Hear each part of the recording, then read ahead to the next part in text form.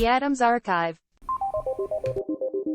The U.S. Navy enlists a drag queen for digital ambassador role to attract more recruits. If there was going to be fair, if there was going to be one branch of the military where a drag queen would likely bring on new recruits, it might be the Navy.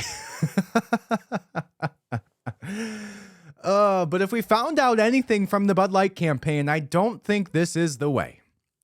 I don't think this is going to work to bring in more military recruits unless they think that, I knew some dudes when I was in the military that would have definitely tried anything that, moved at some of the strip clubs that they went to by base. But beside the point, I don't know. Let's read this article. I have no context on this, so I just saw this.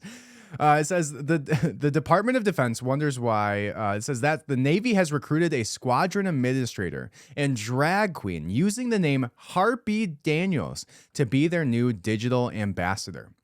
The post is designed to inspire more civilians to join the Navy. Is that who we really want defending our nation? Is people who are inspired by men wearing women's clothes, wigs, and doing sexual dances? Is that who we really want picking up arms and defending our children? I don't think it is. I don't think so. Not maybe I'm the only one, but I doubt it. This is from Libs of TikTok, hired this non-binary drag queen as a digital ambassador to try to recruit people. Let's see this video. So it's a reel. I don't think there's any, let's see if I get any volume here. Nope, no volume on this. So it seems like there should be, though. It says the U.S. Navy hired this non-binary drag queen as a digital ambassador. And then it's a video of this man who pulls up a jean jacket and turns into a woman.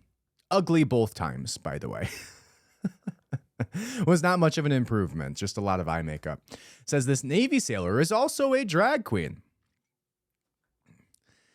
And then there's a video of him wearing a large wig, blowing kisses, smiling like anybody cares about him. It says 24-year-old Joshua Kelly performs under the alter ego of Harpy Daniels. Wonder why I'm not getting volume on this. While serving as his squadron's administrative supervisor, Kelly shows in a big, ridiculous child cheerleader type bow in the middle of his silly head. It says Kelly shows are a part of lip sync competitions. And that are designed to boost morale. Kelly hopes to inspire people all over the world to appropriate women's culture too and show that you can serve your country and still have a mental disorder. Wow. It doesn't say have a mental disorder. It said be yourself, but yourself is not that, okay? So how ridiculous. How ridiculous. And we knew it was going to get to this point, right? And you have to understand, like, what better way to attack a country than and belittle its military capabilities. And you even have to think of your grandparents, think of your parents, and then think of Gen Z, right? Think of those little kids who are doing TikTok dances and all of the things that you think of when Gen Z comes up into your mind. Think of those are the people and the only people who get to defend our country. Now think of you make 30% of the people defending our country as non-binary, as some sort of LGBTQ plus part of the. It's like, okay, men with inherently feminine characteristics are not the people that you want defending you. Like if I'm outside of a bar and about to get in a fist fight with a bunch of other guys, which may or may not has happened in my life several times, I'm not immediately pointing to the drag queen or the trans man who thinks he's a woman or the flamboyantly gay person outside of the gay bar and immediately asking them to jump in and defend me. Like there's probably a few other people I'm going to point in the direction of in that situation. This says that the attempted wokeification of the U.S. Armed Services is a growing trend, with military brass defending the teachings of critical race theory among officers and numerous recruitment ads depicting far-left concepts.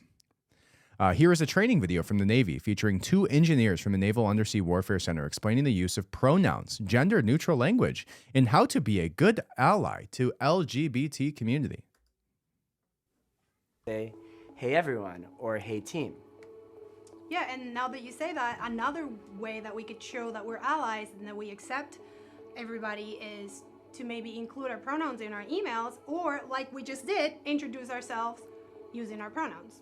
But what would I do if I misgender someone? I think the first thing to recognize is that it's not the end of the world. You correct yourself and move on, or you accept the correction and move on.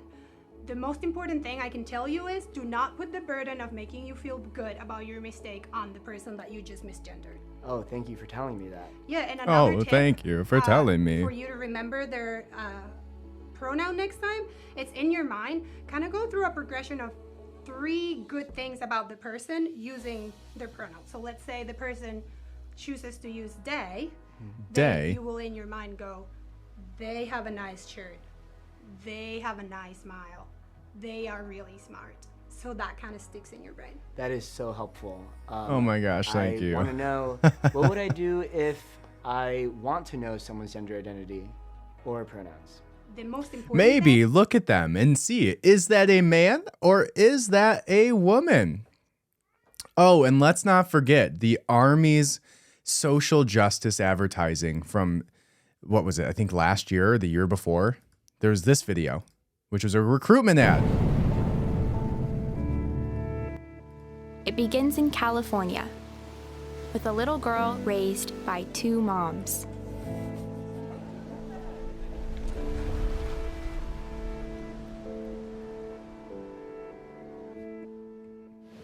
Although I had a fairly typical childhood, took ballet, played violin, I also marched for equality.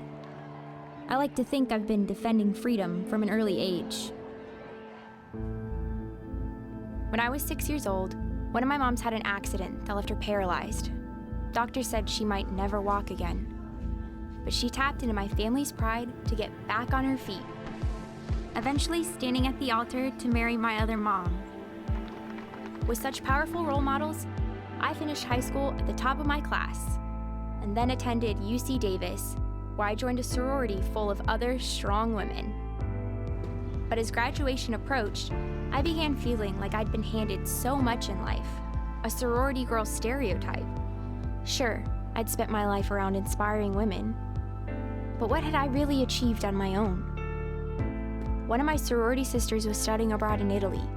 Another was climbing Mount Everest. I needed my own adventures, my own challenge. And after meeting with an Army recruiter, I found it. A way to prove my inner strength and maybe shatter some stereotypes along the way. I'm U.S. Army Corporal Emma Malone Lord, and I answered my calling. And my mom's a lesbian. Like, who cares? Just go serve in the military. It doesn't need to be this big outreach campaign. Like, literally, one question I never asked anybody in boot camp is, were your parents gay? That was probably the last thing on my mind, sitting in San Antonio in a tent during Beast Week. So let's watch this last one, which is Humans of the CIA. And then we'll move on. Articulated so beautifully how I felt as a daughter of immigrants then and now. Nothing about me was or is tragic. I am perfectly made. I can wax eloquent on complex legal issues in English while also belting Guayaquil de mis amores in Spanish. I can change a diaper with one hand and console a crying toddler with the other. I am a woman of color. I am a mom. I am a cisgender. Okay. Wow, that just took a turn right as I paused it, so we'll have to go back. But I call bullshit, first of all. There's no way that you're changing a diaper with one hand, unless your child is a freaking newborn. I promise you, there's no way you're changing a diaper of a child with one hand while also holding a toddler. I call bullshit. But let's hear about this woman's sexuality first before we figure out if she's qualified for the CIA. I am a mom. I am a cisgender millennial who's been diagnosed with generalized anxiety disorder. I am intersectional, but my existence is not a box-checking exercise. I am a walking declaration, a woman whose inflection does not rise at the end of her sentences, suggesting that a question has been asked. I did not sneak into CIA. My employment was not and is not the result of a fluke or slip through the cracks. I earned my way in, and I earned my way up the ranks of this organization. I am educated, qualified, and competent, and sometimes I struggle. I struggle feeling like I could do more, be more to my 2 sons, and I struggle leaving the office when I feel there's so much more to do. I used to struggle with imposter syndrome, but at 30. And if you too are a cisgendered Hispanic individual who is intersectional with generalized anxiety disorder, you too can join the CIA. Crickets.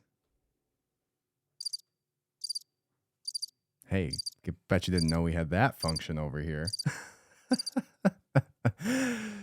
All right, so there are some woke advertisements. The Navy claims that the DIA, or DEI, Diversity, Equity, Inclusion initiatives, are not hurting recruitment. Yet interest in military service continues to plummet in the wake of the woke shift.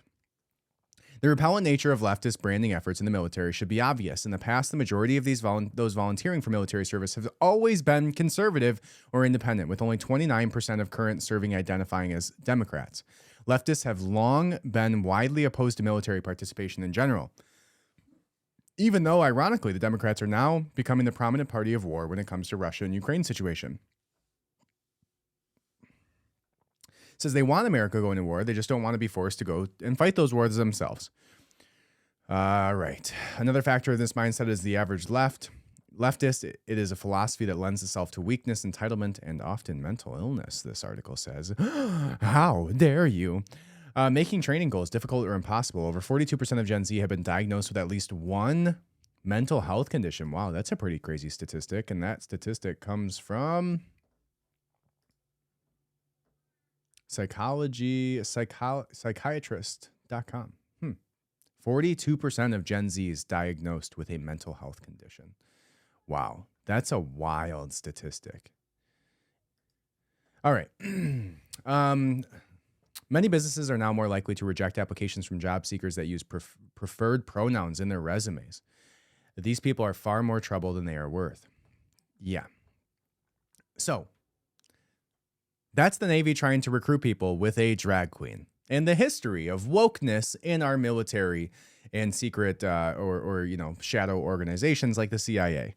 How's that going for you guys? Because last I heard there was a crazy recruitment situation where they basically dropped all physical requirements, like basically the entirety of the PT situation. I forget what it was. I believe I talked about it here, but it was like the BMI went away that you had to qualify under, the training, the PT distinctions, like the type of PT training you had to do went away. It's wild. So no surprises. I mean, I guess I'm a little surprised by this, but I guess I shouldn't be.